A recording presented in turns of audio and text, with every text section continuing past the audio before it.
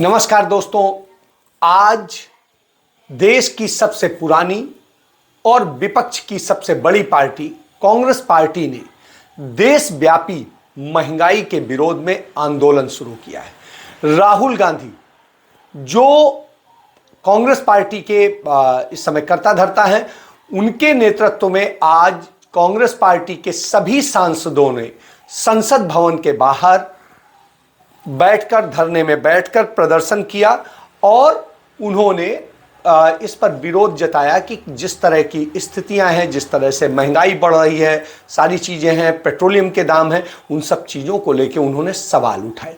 उन्होंने कहा कि ये पहला मौका है जब 10 दिनों के अंदर लगातार 9 दिन में जो है पेट्रोलियम के दाम बढ़ाए गए, जबकि 137 दिन ऐसे थे चुनाव के दौरान जब 1 पैसा नहीं बढ़ाया गया, जबकि उस समय क्रूड ऑयल का जो कच्चा तेल है उसका दाम बहुत ऊपर नीचे हो रहा था, फ्लैक्चुएट हो रहा था, बावजूद उसके दाम न बढ़ाए गए न घटाए गए। तो आप समझिए, घटाने की तो इस सरकार से आप उम्मीद मत करिए, बढ़ाने की बात करिए। चुनाव के जस्ट पहले आपको याद होगा टैक्सेस में थोड़ी सी कमी करके और किस तरीके से 10 रुपया दाम घटाया गया था और डीजल पर 5 रुपया घटाया गया था। लेकिन अब जो मौजूदा सरकार है उसकी नीति यह है कि किसी भी स्थिति में दाम घटाना नहीं है बल्कि बढ़ाना है और बहुत बेतहाशा बढ़ाना है। यह स्थिति तब है कि जब यदि हम मनमोहन सरकार से तुलना करेंगे तो क्रूड ऑयल के दाम नरेंद्र मोदी सरकार में बहुत कम रहे, कम नहीं बहुत कम रहे। आपको इस पर यह बता देते हैं कि राहुल गांधी ने जो एक कहा और ट्वीट भी किया कि पेट्रोल के रेट जो है भारत में, जो भारतीय रुपए के अनुसार अफगानिस्तान में 66.99 मतलब 67 रुपए का है जो दाम है उसका, जो मार्केट में मिल रहा है। पाकिस्तान में 62.38 मतलब आप ये राउंड फिगर में ले लें तो 63 रुपए का पेट्रोल है वहां पर पाकिस्तान में। श्रीलंका में 72.96 मतलब इसको भी आप बढ़ा के ले लीजिए 73 रुपए का है। बांग्लादेश की बात कर लीजिए, वहां पर 78.53 रुपए का है, यानी उसको भी यदि आप देख लिए तो आप 79 रुपए का पाएंगे। भूटान की बात कर लें तो वहां पर भी 86.28 पैसे का है, लेकिन आप इसको भी 87 पैसा जोड़ लीजिए। नेपाल की बात करें तो नेपाल में भी 97 रुपए का प्रति लीटर पेट्रोल है। और भारत में बात करें तो भारत में 101 रुपया 81 पैसे प्रति लीटर पेट्रोल मिल रहा है। कई जगह तो इसकी कीमत और भी बहुत ज्यादा है, लेकिन हम दिल्ली को ही, हर जगह की राजधानी को हमने वो रखा है और उसके अनुसार पे कर रहे हैं। इसके बाद में हम कुकिंग गैस की बात कर लें तो करीब करीब 1000 रुपए तक पहुंच रही है।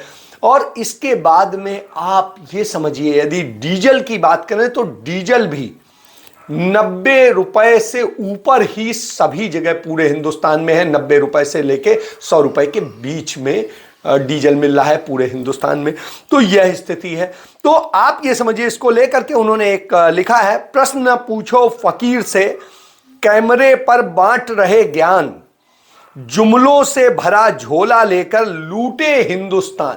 तो राहुल गांधी ने यह कह के एक कमेंट किया है और इसको लेकर के कांग्रेस के तमाम सांसदों ने, जो विद्वान सांसद हैं, उन्होंने बताया है इसको लेकर के कि किस तरीके से क्रोनोलॉजी है भारत सरकार की और वो किस तरह से पेट्रोल डीजल के दामों में के जरिए लूट रही है। और उसके बाद में इसके दाम जब बढ़ते हैं तो देश के हर किसी सामान की, संपत्ति के, दूसरी चीजों के दाम बढ़ जाते हैं, यकायक बढ़ जाते हैं, क्योंकि लागत बढ़ जाती है। तो इस बात को यदि हम समझेंगे, और हिंदुस्तान में इतना सस्ता जब क्रूड ऑयल हुआ था, जब भारत के बास्केट में जो कच्चा तेल है, तब भी भारत सरकार ने यहां के नागरिकों को कोई राहत नहीं दी थी। तो यह आपको समझना पड़ेगा। आपको एक और चीज समझनी पड़ेगी। एक रामदेव हैं जो अपने आप को बाबा कहते हैं, संत कहते हैं, योगी कहते हैं, जाने क्या कहते हैं। हालांकि वो बिजनेसमैन है बहुत बड़े, और वो तमाम जो है एनजीओज और दूसरी सोसाइटीज और दूसरी चीजें बना के टैक्स को भी बचाते हैं और व्यवसाय भी करते हैं। तो आप ये समझिए, उन्होंने 2014 के चुनाव के पहले तमाम टीवी चैनल्स पे कहा था कि आपको 30-40 रुपए प्रति लीटर का तेल चाहिए या उससे ज्यादा का चाहिए। यदि आप उतने का चाहते हैं तो नरेंद्र मोदी की सरकार बनाइए, अन्यथा आप कांग्रेस को बना रहने दीजिए। तब कांग्रेस पार्टी के समय में 70 रुपए के आसपास पेट्रोल का दाम होता था और यह समझिए कि उस समय क्रूड ऑयल की कीमत जो थी वो पूरी दुनिया में सबसे ज्यादा थी। तब भी इस हालत में स्थिति थी कि वो 70 रुपए 71 रुपए के आसपास ही मिल रहा था, जबकि डीजल 45 रुपए के आसपास मिल रहा था। अब आप इसमें समझिए। लेकिन अब जब अभी करनाल में कल पूछ दिया एक पत्रकार ने उनसे सवाल कि बाबा आपने ये बात कही थी और अब आप क्या कहेंगे जब तेल इतना महंगा हो जा रहा है, सब कुछ हो जा रहा है, तो उस पर आग बबूला हो उठे।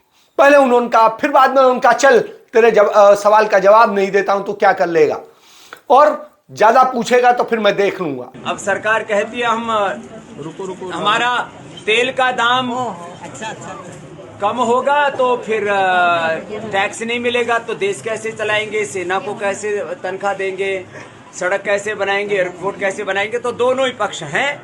महंगाई कम होनी चाहिए, महंगाई भी ज्यादा भी है तो मेहनत ज्यादा करो। भाई मैं भी सुबह सन्यासी होके 4 बजे से लेकर 10 बजे तक काम करता हूँ, मेरे कुंसी छोरे भूखे मर रहे हैं। तो ऐसे लोग कमाई। बाबा जी आपने तो टीवी चैनल पर यह कहा था कि कौन सी सरकार आपको चाहिए, 40 रुपए पेट्रोल वाली सरकार, 300 रुपए सिलेंडर वाली सरकार। अच्छे भी का कुछ आप ही ने कहा था सरकार बनी थी, आपने कहा था कि नहीं कहा था बाबा जी? मैंने कहा था पूछ पड़ेगा मेरी। बाबा जी आपकी कंपनी पतंजलि, बाबा जी आपकी कंपनी पतंजलि ऐसे जाता है ना आदमी को ना। आप ही ने कहा था। अरे आदमी को मैं कह रहा भाई ऐसे प्रश्न मत पूछो। बाबा जी मैं तेरे प्रश्नों का उत्तर देने के लिए कोई ठेकेदार है कि तू जो भी पूछा मैं उसका उत्तर दूं। जब एक बात कह दी थोड़ा सभ्य बनना भी सीखो। आप ये बताओ एक मिनट, सभी टीवी चैनल पर आप ही की बाइट चली थी और लोगों ने विश्वास किया। मैंने दी थी और अब नहीं देता, कर लेगा करेगा। चुप हो जा, अब आगे से पूछेगा तो ठीक नहीं। स्वामी जी बाबा जी बोल दिया ना। स्वामी जी मतलब आप समझिए अब धमकियों पे उतर आए, सारी चीजों पे उतर आए, खुद को संत कहते हैं, योगी कहते हैं, और योगी भी यदि इस तरह के व्यवहार करते हैं तो आप समझिए कि ऐसे बाबाओं को क्या कहा जाए और वो किस लिए काम करते थे।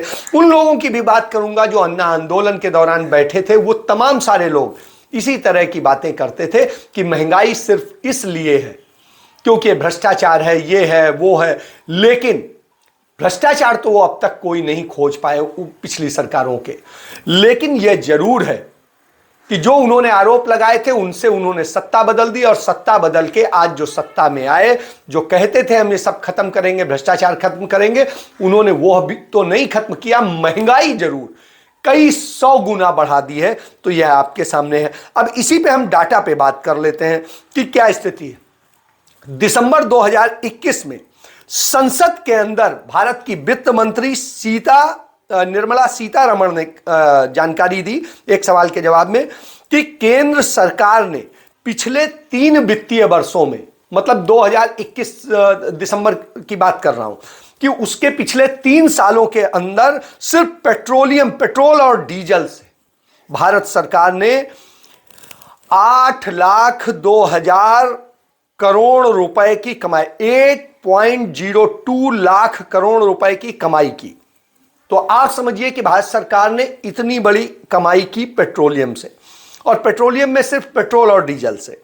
इसमें अकेले 2020-21 में जब कोविड चल रहा था और कोविड में पूरा हिंदुस्तान और सब तबाह थे, उस समय भी उसने 3.71 लाख करोड़ रुपए से अधिक रुपए जुटाए हैं पेट्रोल और डीजल से। तो आप समझिए, इसी के बाद में एक सवाल के जवाब के दौरान पेट्रोलियम मंत्री प्रधान कहते थे, तो वो मैं और जो बताना चाहूंगा, उन्होंने कहा था कि इसलिए पेट्रोलियम और डीजल और महंगाई बढ़ रही है, पेट्रोल और ये कम नहीं किए जा सकते हैं, क्योंकि कांग्रेस सरकार ने 2014 में बॉन्ड जारी किए थे और जो तेल बॉन्ड जारी किए थे उसके कारण से यह महंगाई है। जबकि इसको आप जान लीजिए, 2014 में कांग्रेस सरकार के समय में 1.31 लाख करोड़ रुपए के आयल बॉन्ड जारी हुए थे। मतलब 1,31,000 करोड़ के जो है आयल बॉन्ड जारी किए गए थे। और कमाई कितनी हो गई? सिर्फ 3 साल में 8 लाख करोड़ से ज्यादा की। तो ये जो जारी किए थे, हालांकि कांग्रेस सरकार 2014 में ही चली गई, तो इन आयल बॉन्ड का जो पैसा था उसका फायदा नरेंद्र मोदी सरकार को मिला। अब इसका भुगतान 2021 से 2026 के बीच में इन आयल बॉन्ड का होना है। तो आप ये समझिए 2021 में मार्च में से 2021 अक्टूबर से मार्च 2026 तक होना है, भारत सरकार को करना है। तो इसमें पहली किस्त 5,000 करोड़ की अक्टूबर में ड्यू थी, दूसरी 5,000 करोड़ रुपए की नवंबर में ड्यू थी, यानी 10,000 करोड़ रुपए का भुगतान हो चुका था, और 20,000 करोड़ रुपए का करीब 2021 में टोटल करना था। तो आप ये समझिए कि यह स्थिति थी, लेकिन उसका टाइमली भुगतान न करने के कारण ब्याज देना पड़ा भारत सरकार को। इसके बाद में 2023 में 22,000 करोड़ और 2024 में 40,000 करोड़ रुपए का भुगतान करना है, और इसके बाद में 2026 में 37,000 करोड़ रुपए का भुगतान करना है। यानी आप सारा अमाउंट भी यदि जोड़ लेंगे तो इतना बड़ा अमाउंट नहीं बनता है जितना सिर्फ 3 साल में भारत सरकार ने पेट्रोल और डीजल से कमा लिया। और वो पैसा ये नहीं है कि कांग्रेस अपनी जेब में ले गई, वो नरेंद्र मोदी को खजाने में दे के गई थी, जिससे कि नरेंद्र मोदी को सरकार चलाने में एक आसानी हुई। तो आप यह बात एक समझिए। तो यानी यह कोरा झूठ है कि तेल बॉन्ड के कारण कोई भारत सरकार को नुकसान हुआ, बल्कि इससे मोदी सरकार को फायदा हुआ। तो सबसे बड़ी बात तो यह है। इसके बाद में एक और चीज है, कच्चे तेल की आप कीमत को समझ लीजिए। कच्चा तेल भारत में क्रूड ऑयल पिछले दिनों में, अभी जब से यूक्रेन और रसिया का युद्ध छिड़ा है, तो ये $108 से $130 तक पहुंचा, लेकिन $108 पर आकर के ये ठहर गया। तो आप समझिए कि 1 महीने के अंदर जो हुआ उसको यदि छोड़ दें तो $80-85 से ऊपर कभी भी दाम जो है इसका नहीं गया है।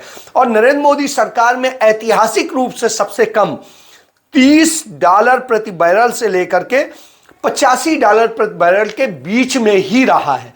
इससे ऊपर कभी भी क्रूड ऑयल का दाम नहीं गया है। और आपको यह भी जान लेना चाहिए कि जो मनमोहन सिंह सरकार थी, कांग्रेस सरकार थी, उस समय में जो क्रूड ऑयल था, कच्चा तेल था, वो $80 से $146 प्रति बैरल के बीच में पहुंचा था, और एक बैरल में 158.98 लीटर होता है, यानी 159 लीटर कच्चा तेल होता है। तो आप समझिए कि किसी भी स्थिति में इसका दाम जो है 50 रुपए से ऊपर नहीं पड़ता है। यदि आप इसी पर आप ये समझ लीजिए कि हम इसी पे आ जाते हैं, 2014 में 49 रुपए प्रति लीटर जो है ऑयल कंपनियां तेल बेच रही थी, और 49 में उसके बाद में सारे राज्य के टैक्स और सेंट्रल के टैक्स सबकी बात करके आकर के आपको 70 रुपए में मिल रहा था। तो आप समझिए कि यह स्थितियां थी। और जून 2014 में यदि आप देखें, और ये जून 2014 की बात बता रहा हूं, यदि आप अप्रैल की बात करेंगे जब कांग्रेस सरकार थी, तो उस दौरान यह और भी कम था। तो इन बातों को समझा जा सकता है।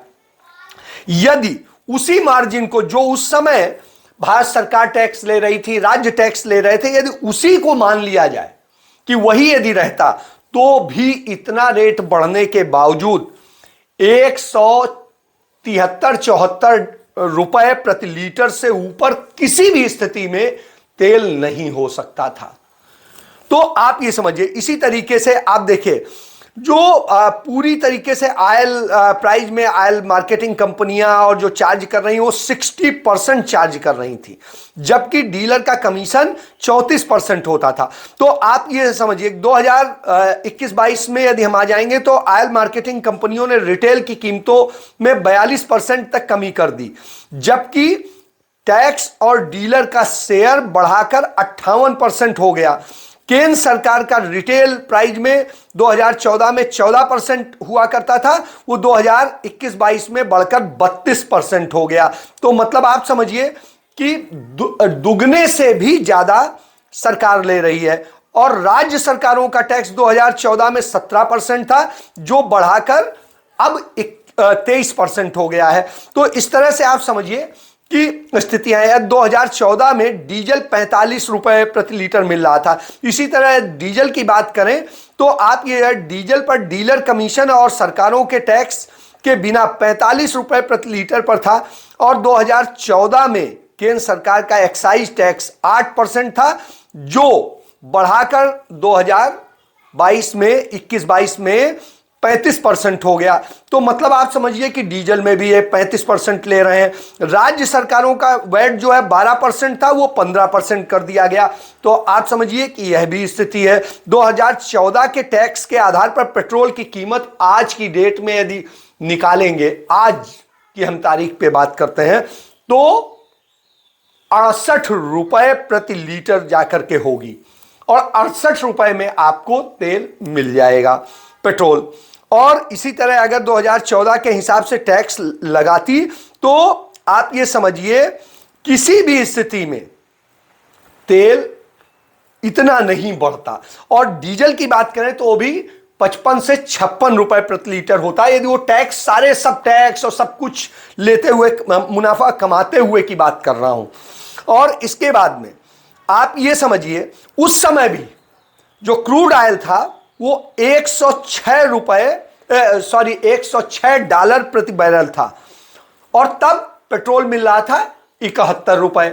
आज 108 हुआ है, वो भी चंद दिनों से, और तब भी आपको 100 रुपए के ऊपर मिल रहा है। डीजल भी आपका 92 रुपए 91 रुपए से 100 रुपए के बीच में मिल रहा है। तो आप समझ लीजिए, तो इस तरह से करके जिस किया है, उससे देश कहां जा रहा है, लोग महंगाई का कैसे शिकार हैं, और उसके कारण तमाम सारे लोग आत्महत्या कर रहे हैं, तमाम सारे कारोबार बंद हो गए हैं, तमाम सारे उद्योग व्यवसाय में मुनाफा कम हो गया है, तो वो परेशान है। और ऐसी स्थिति में निश्चित रूप से देश के लोगों का संकट में आना और उनकी परेशानियां बढ़ना लाजमी है, और इसको हमें आपको सबको झेलना पड़ेगा, और यह हम सबके लिए बेहद दुखदाई है। चलिए शाम को 8 बजे फिर चर्चा करेंगे कुछ और मसलों के लेकर के जो देश और आपके हित से जुड़े हुए हैं, और उन पर बात करेंगे। तब तक के लिए धन्यवाद।